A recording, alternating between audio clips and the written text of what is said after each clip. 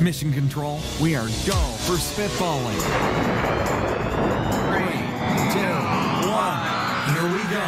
Welcome to the Spitballing with Ecom Elite podcast. Spending time dropping knowledge from luxury locations all around the world. It's seven-figure entrepreneurs Todd Snively and Chris Keith with the inside scoop on how to really obtain freedom through e-commerce. Get ready to learn how to make money online with your hosts, Todd and Chris. So, let's get started. Hey everyone, it's Todd, and this is podcast number 2 for the Ecom Elite Spitball podcast. Chris is still on vacation with his family. He should be back soon.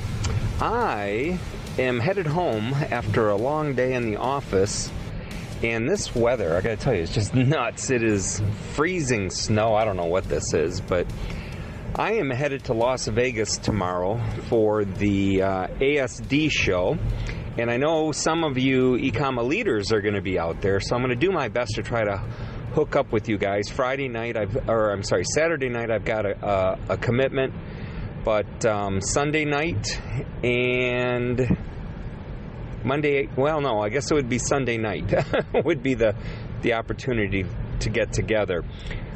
Monday night, I'm flying from Las Vegas to Orlando for the International Pet Expo, and we'll be talking about these trade shows more and more. Chris and I are putting together a course, matter of fact, called Trade Show Mastery, to explain how you can take advantage of trade shows, whether you are in wholesale distribution, the buy box sharing, or interested in private labeling and bundling and that kind of thing. So stay tuned for more on that. We're doing something really neat at these trade shows that I'm not going to talk about right now because I don't want to get banned from any future trade shows that I still want to attend this year. But stay tuned for more on that.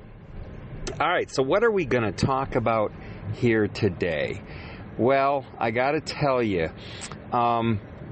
it's been an interesting week. We have some major projects in the works, and there's been a lot of positive development on those projects. And it made me think, about people. I'm not saying myself, I'm just saying people in general that can get a lot done in a short period of time, and then others that just seem to have a hard time getting off of first base. We're getting to first base. So if that's you, I mean, take heart. There's a lot of people out there like that have trouble getting started. And it made me wonder, why is that? And I thought back on the story I told you guys yesterday about how I kind of panicked and ended up selling my first real business rather than take a risk, borrow some money, and expand that business. And after that, I tried to think about the very next time I was faced with a situation where I had to really take a risk and make a decision as far as running a business went. And that didn't happen again until I believe it probably would have been around 1988, 1989, probably 88. And real quick on the backstory, as I mentioned yesterday, I wanted to sell my business so that I could take the money and finish up my professional pilot training, which I did do. And I was a certified flight instructor in Michigan, building my hours up until I could get a better job. And finally, I had pointed out to my new wife, we'd gotten married in 85, right? So actually this probably could have been closer to 86, 87. In any event, I convinced her that there was no law that required us to live in the state of Michigan, and that we could live anywhere we want. So I took her out to Colorado Springs specifically, for a weekend to show her around, and she absolutely fell in love with the place, and she agreed to move out there. And, being young and silly and, how that goes, we just both quit the jobs that we had. I was a flight instructor. She was a legal secretary, and we just decided to, head on over to Colorado, and I figured I'd just walk into the one airport they had there and immediately be hired as a flight instructor because I was such a great pilot, and I knew Patty could find work if she wanted to. So we get out there, and I walk into the airport, and they just kind of laughed at me. They said, "Son, we've got like a 6-month waiting list for flight instructors, so get on the list, but it's going to be a while." And I understood that. Colorado Springs was a beautiful city. I mean, a lot of transients there. A lot of people moved to live there. It was so beautiful. So anyway, we both decided that we should get normal jobs at that point in time, and we ended up both going to, I think it was Manpower temporary employment, and we just kind of walked in the door and said, "Hey, we need work." And remember, this is back in like in 86, 87. And I want to say 86. And, they talked to Patty. "Oh, you're a legal secretary. Okay, you type 90 words a minute. Okay." And they gave her a job right away. It was funny. It was at Ford Aerospace as a executive secretary. And they said to me, "Well, what kind of skills do you have?" And I said, "Well, let me ask you this. What's the highest paying job you have available right now?" And she pulled out her files, and she said, "Oh, it's also at Ford Aerospace, but it's for a technical proofreader. Do you have a background in that?" And I said, "I excel in technical proofreading," reminding myself mentally to ask my wife later that day what technical proofreading actually was. But so they said, "Okay, well, we'll set up an interview for you then." So we're walking out to the car. My wife's like, "You don't know anything about technical proofreading." I said, "Hey, I'm a gadget guy, and I like to read. How hard could it be, right?" So she kind of laughed, and she goes, "I'd make a better technical proofreader than you." And I said, "Yeah, I don't disagree at all." So, I went and I did some research, and I kind of found out what the job was about. And I went to the interview, and the lady sat me down, asked me a bunch of questions, and honestly, we just talked for a little bit. I just told her I could do the job. She'd never have an issue. It wouldn't be a problem. And I guess she was like really under the gun because she hired me on the spot. And there was this is Ford Aerospace in Colorado Springs. There's only 2 technical proofreaders, like in the entire huge building. Me and a guy that looked, I swear to you, I am not joking, like Mr. Spock. Our desks were pushed together and we were facing each other. And he was just swimming in technical documents, manuals, engineering drawings, and schematics and graphic design pieces of work. You name it. And he was just so happy to see me. He just, took like half of his pile and shoved it over onto my desk and explained, that when I was, done proofing a piece, and putting all my comments and suggestions to these engineers, right, in these pieces, that I would just simply then, sign off, and it would go back to the engineer for revisions. And I'm thinking to myself, oh my gosh, what have I gotten myself into? Well, funny enough, this fellow was really quite helpful. So as I was reading these documents, I would say, "Hey, what do you think about what this guy wrote here?" Or, "Do you think this formula is right?" And blah, blah, blah. And he was, "Oh, let me see. Oh, yeah, no, I would change that. You're right. Good catch. And, oh, no, that looks good. I think you're fine." So, that's how, I survived. Well, 2 months went by. Oh, it was great working there with Patty, too, by the way. And I'll have more to say about that later, because Patty was integral to, when I finally did get a large business going, Patty was integral, and we loved working together. More on that later. About 2 months had gone by, and I'm going through these documents and these blueprints, and this guy walks up to me and he says, we got to get this to the printer right away. He goes, "Can you sign off on this?" And, so I took a quick peek. They said it was going to be like a wall-sized display, down in the lobby. And I looked through it, everything. They had never really brought me anything that needed any correction. Those digital design graphic artists were really, really good. So, I barely looked at it, and I signed off on it. Well, about 3 days later, I walk into the lobby, and this huge wall-sized, display is up, and everybody's kind of looking and pointing, and I look, and there's this huge typo. when they bring you the proof in the little 8.5 by 11 piece of paper, it doesn't really jump out at you. When you're looking at something wall-sized, yeah, it kind of jumped out at me. So I'm like, oh crap, I wonder what's going to happen there. Well, it wasn't long. I'd say maybe I was there an hour, and I got called in, and it was just very uncomfortable for me. But the lady that hired me had said, well, I just want to let you know we're not going to need your services anymore. We'll let the temp agency know you did fine, and thank you very much. Coincidence? I think not. So anyway, as soon as I was done there, I get in my car in the parking lot and I head right over to the airport. And we're at the airport. I'm at that airport that I want to be a flight instructor at. Now I walk in and I hear some, I don't know, I won't call it yelling and screaming, but let's say raised voices, right? And I guess they had just fired a flight instructor. So he goes storming out, and I'm standing there, and the owner of the business is standing there, and he goes, what can I do for you? And I said, I'm the best flight instructor in the world, and I want to work for you. He goes, can you start today?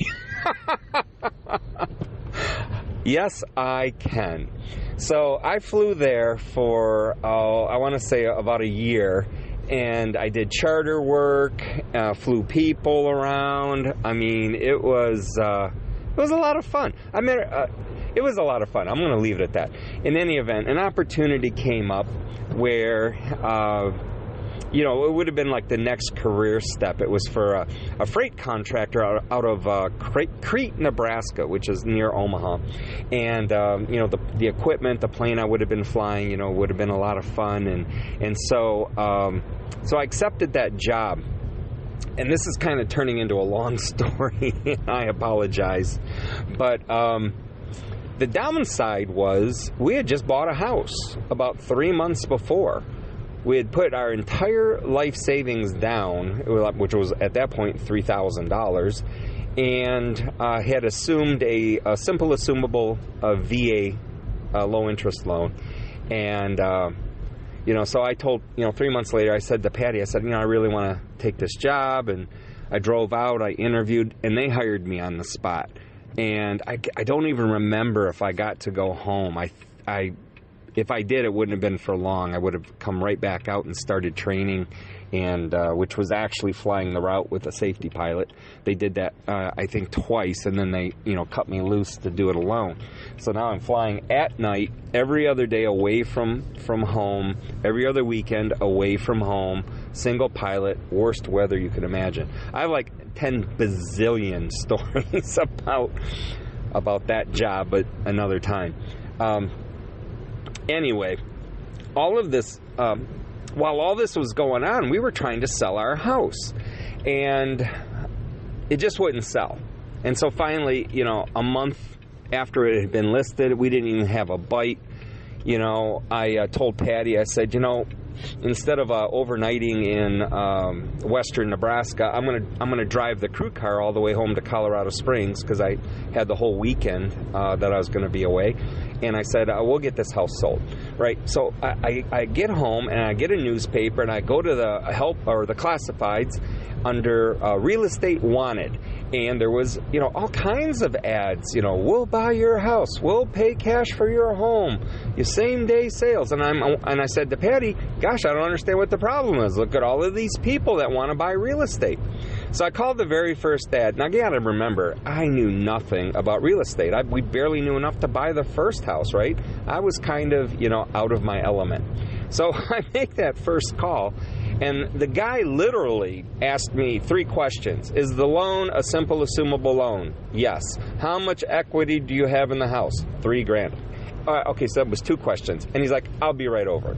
So, literally 10 minutes later, the doorbell rings. He comes in, and I swear to you, he didn't look around at all. This is what he said.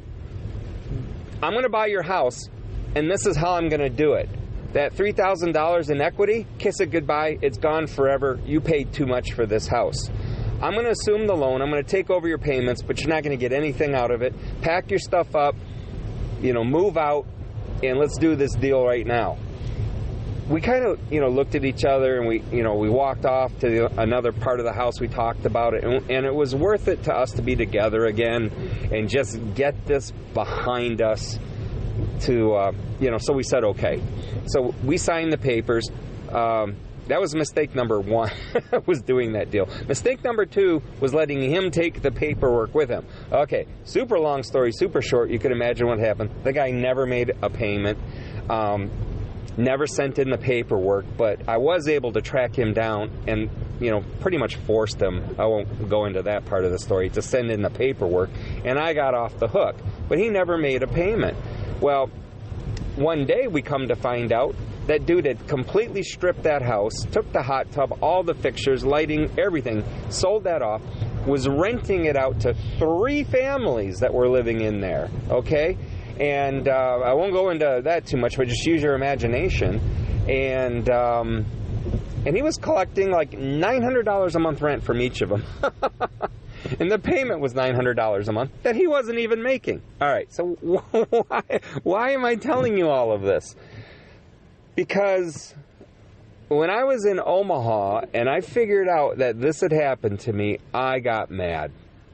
And I said to myself, I am never, ever going to let somebody take advantage of me like that again.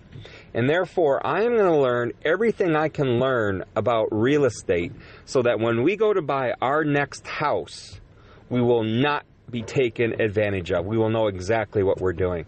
Now, what was really interesting about this is as I studied and studied and studied about real estate, what I learned was I could make money investing in real estate, not just my own house, but investing in real estate. So while we were in Omaha, and this was another year, okay, I would take my off days and I would practice. I would go look at homes. I would go to open houses. I would talk to homeowners, the for sale by owners. I would talk to everybody. I would make pretend offers, really lowball offers, just trying to learn the process. I wrote my own purchase agreement. I had my own addendum for the people that wanted to use the real estate agent's purchase agreement. I had it just, I can't tell you how much I learned. Oh, and just a little pro tip here. That real estate addendum, the addendum to the purchase agreement, what the purchase agreement giveth, the addendum taketh away. Anyway, that's all I'm going to say about that for right now. So in any event, finally I came across the deal that was so good, I didn't think I could pass it up. So I went and I talked to Patty, and I said to her, look, I really want to do this deal. And she said to me, if we do this, how much longer are we going to be in Omaha? And I said, you know what? It could be another year. And she goes, no. She goes, I don't want to spend another year in Omaha. And I don't blame her. You know what? I'd been gone every other day, every other weekend. We knew nobody. I mean, that was tough. And so I really, when she said no, I didn't have to think for half a second. She came right out and said, you know what? If you want to do this real estate thing, this investing thing, let's go back to Michigan. And that way, if you fail, we can at least live in my parents' basement if we had to. And I thought about that for a second, and I said, well, that was encouraging on one hand and, kind of scary on the other. But I said, okay, let's go. So I was at least smart enough this time to have a job lined up, right? And I said, I sent out some resumes, did some phone interviews. I can't, and honestly, I can't remember if I interviewed in person or not, but it doesn't matter. I got hired to be a DC-7 pilot out of Ypsilanti, Michigan, for Transcon Airways. And, but they told me, they go, the first 6 weeks, might have been 4 to 6 weeks, you're going to train out of Miami, but then you'll be based out of Detroit, which is all I cared about, because I wanted to do that, and then in my spare time, do the real estate thing. Wife quits her job, I quit my job, and, we pack up the house, our belongings, and move back to Michigan. Now, we didn't have any housing. We planned on staying with her parents for no more than like 3 or 4 days, because, it was pretty easy to find housing in Michigan at the time. So, and I apologize, this is kind of getting long. I'm already up on 19 minutes, and I'm really sorry. But I guess I'm in a chatty mood. So anyway, we drive back to Michigan. We're in her parents' basement for the weekend, and I was supposed to report to work on Monday, and then or Tuesday, and we were going to spend, I think, Monday looking for a place to live. So in any event, I called them Monday morning and said, yeah, no, I'm in town. I just want to make sure, what time to show up tomorrow and whatnot. And they said, well, okay, be here by 6 a.m. You're going to catch a flight down to Miami, for your training. And I said, right. And I said, and when I come back, I'll be based in Ypsilanti. And they go, no, we were thinking about that. We're going to keep you based in Miami. And I'm like, what? I said, but we live in Michigan. And they go, oh, well, don't worry. You can commute. You can come back like on the weekends. And boy, the first thing went through my mind was the fact that what Patty had gone through in Omaha. And I'm like, I can't do that. I need to be based out of Michigan. And they basically said, make up your mind, take it or leave it. You can commute to Michigan from Miami for free, but you're going to be based out of Miami. And I just said, forget it. And I hung up the phone. So Patty turns to me and said, what just happened? And I said to her, I just quit. I said, I don't have the job anymore. They wanted me to base me out of Miami. And I said, if that's how they were going to go, before my first day, I said, I can't imagine working for them would have been all that great either.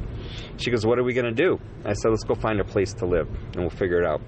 So we actually went and leased a townhome with neither one of us having a job, using my pay stubs from the job out of Omaha, and signed a 1-year lease that day.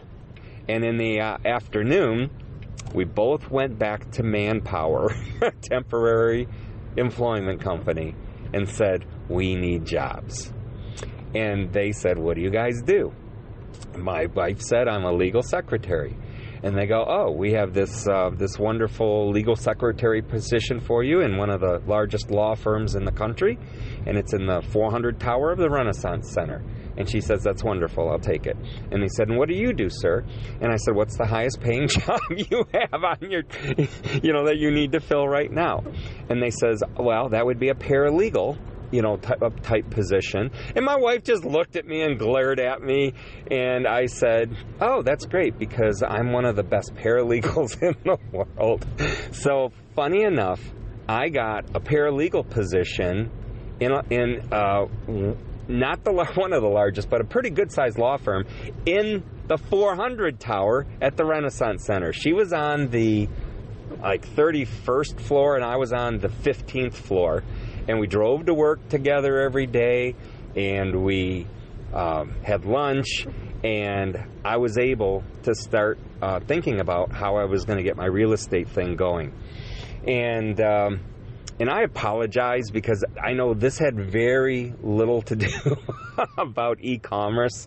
It was all pretty much backstory, but I'm hoping that what you get out of this is just the kind of things you have to go through sometimes, and the risk you have to take, and the step forward and the 2-step back.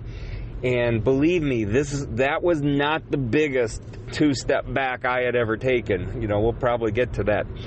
But it's the perseverance, it's the resiliency I want you to pick up on, and the fact that, both Patty and myself were willing to take some risks along the way there.